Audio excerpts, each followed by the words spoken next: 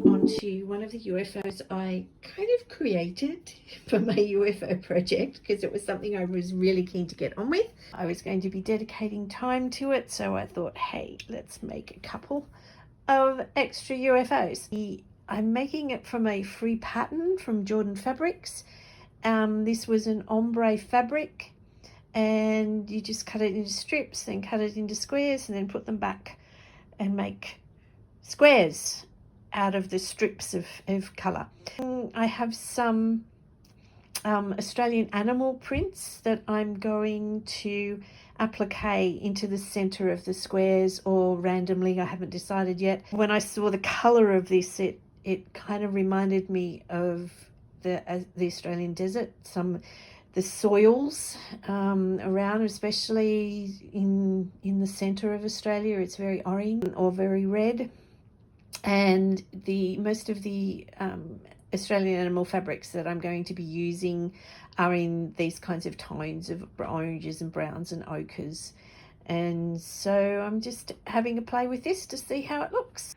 I've put the big blocks together for the ochre Australian animal quilt. I've got them over the top of my terry quilt at the moment. I just needed to get the actual blocks right. I've got some Australian animal fabric here, and I'm trying to decide how I'm going to incorporate that. I've got koalas and emus and things upside down. I've played with this some more. I'm much happier with this arrangement, and actually seeing it through the camera, it's actually giving a bit of a 3D effect, which is rather nice. Yeah, so I unpicked everything I did the other day and divided them and broke it back up into this size block, and I've put them together basically how the pattern told us to. I was going to add some appliques, mainly Australian animals. This is much busier now, and I'm not sure it's going to add much, but I will put a few things up and just see whether I think it's going to add something. In the end, I decided not to go with the Australian animal appliques in the middle of blocks. It wasn't quite right.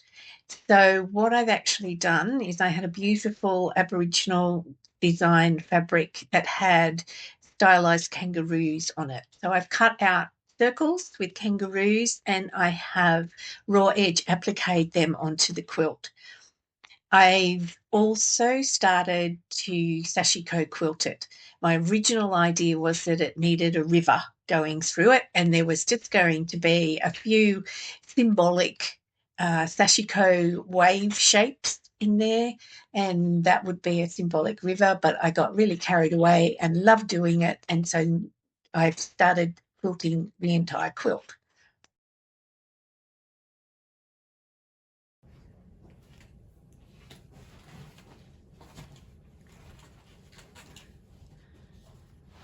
I've drawn the lines in up here to fill in this gap here. I'm going to take the orange down there, and then I'll come back and I'll come in here, probably go through that, come back out the other side and finish off. And I might just do a little bit of brown there, kind of represents rocks or something, I don't know. I'm trying to retrospectively put an artistic idea behind this, but basically I'm just doing what feels right at the time. Okay, so here's my orange.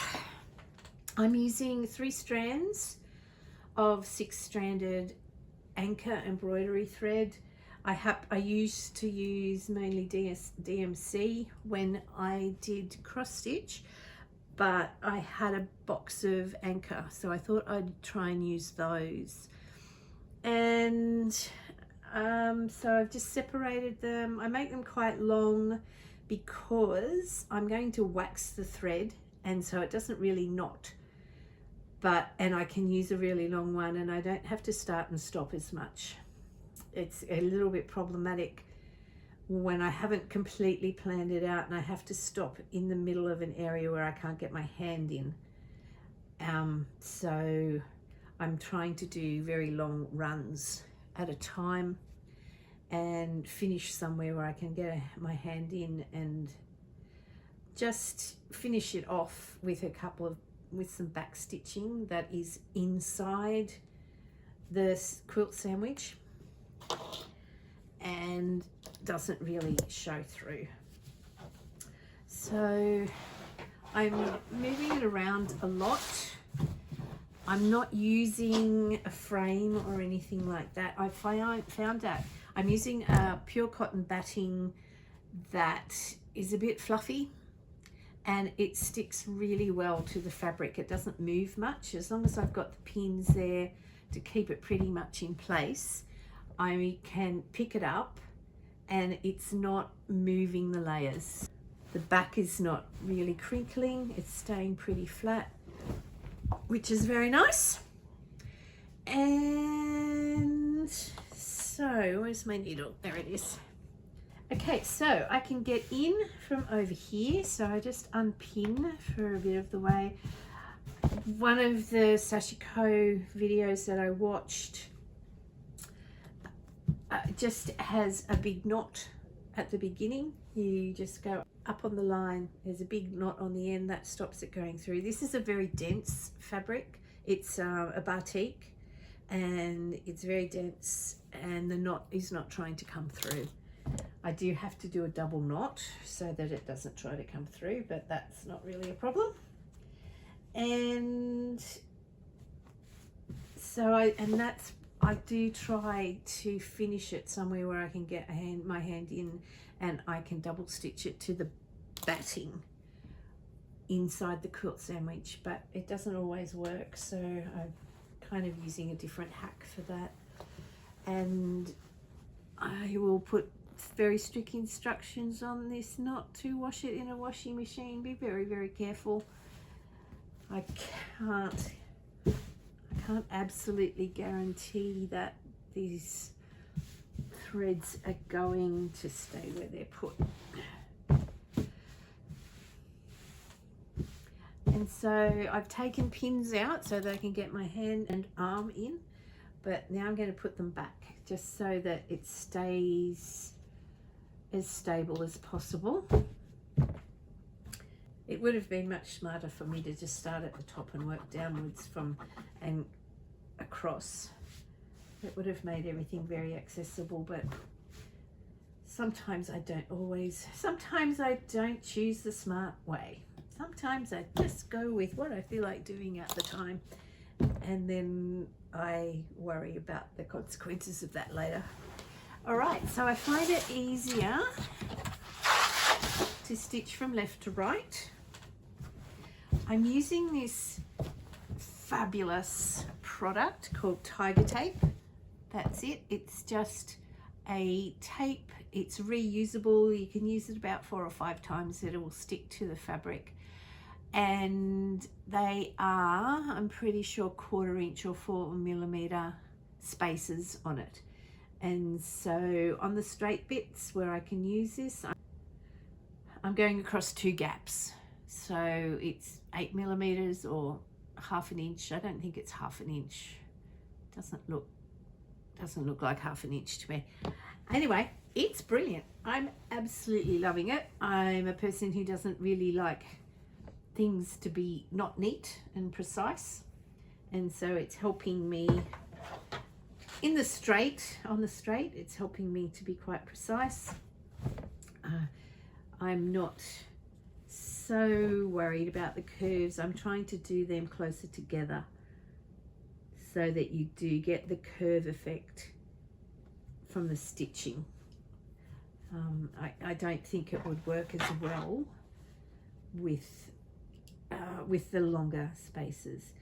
Because this is a really dense fabric, I can't really have it on the table and do a proper sashiko stitch where you gather heaps and heaps of the fabric onto the needle. I am using sashiko needles. It's quite long, it's quite solid.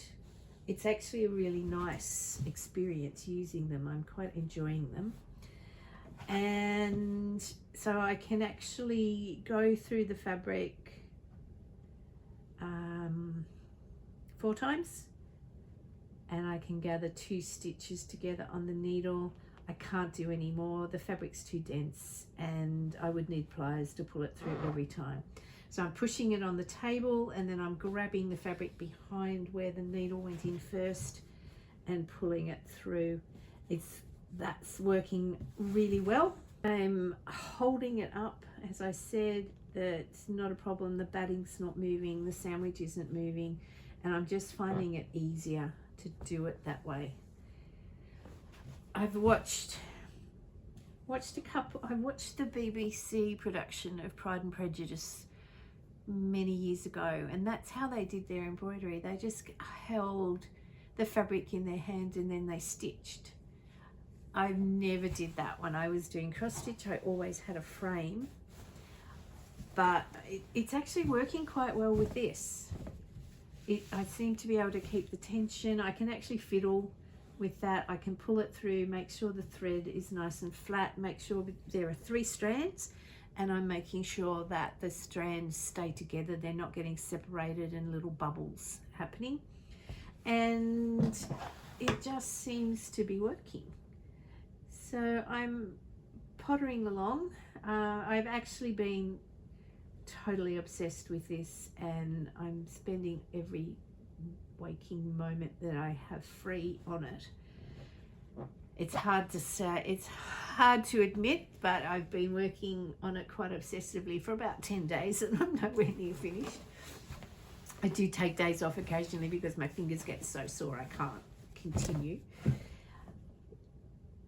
And I'm getting calluses on these fingers.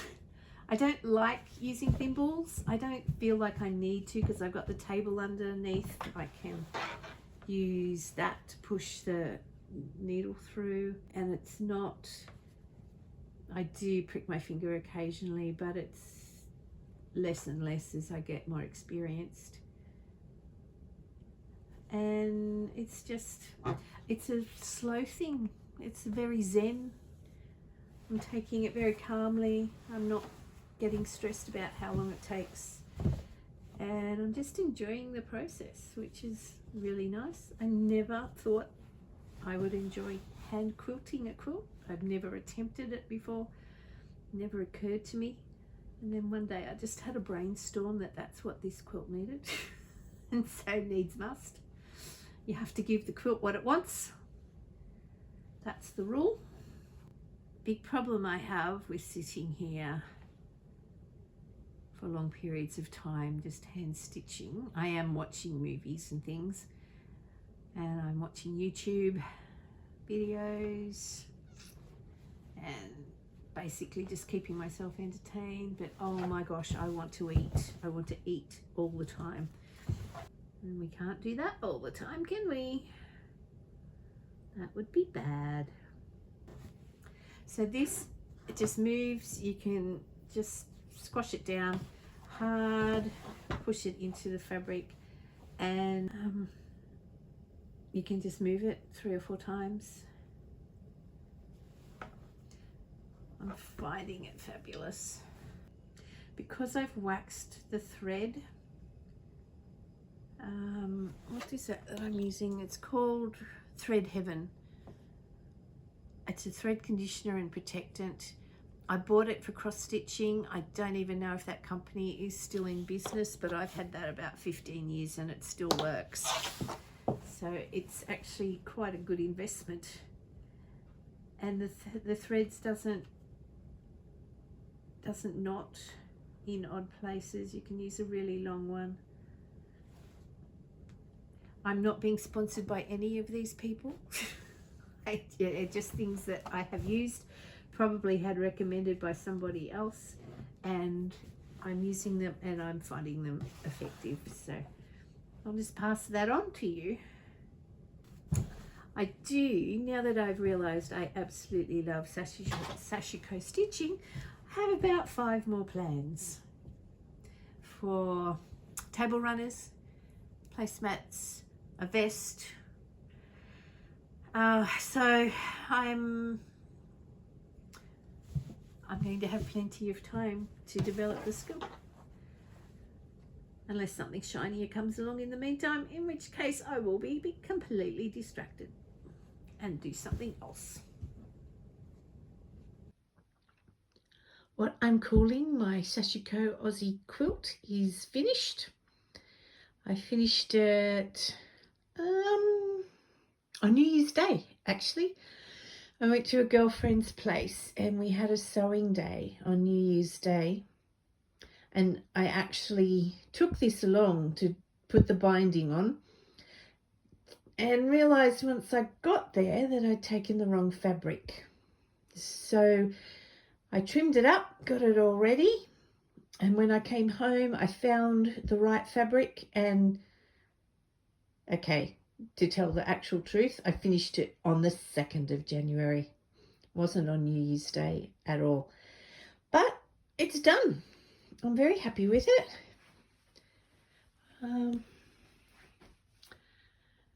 The sashiko goes beautifully. It hangs well. It's it's not really big enough. I guess it could be a lap quilt.